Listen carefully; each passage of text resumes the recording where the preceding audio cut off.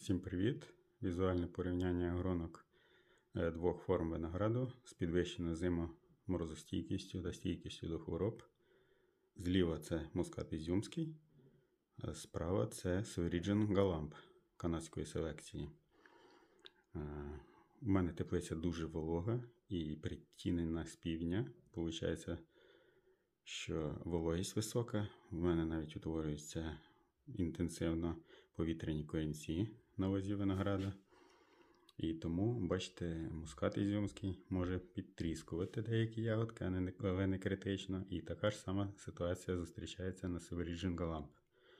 Sweetgren Galamb, він першого-другого класу безнасінневості, а мускат ізюмський в моїх умовах як м'яконасіннева форма. Обидві ці форми мені подобаються. Це перше плодоношення на щепах.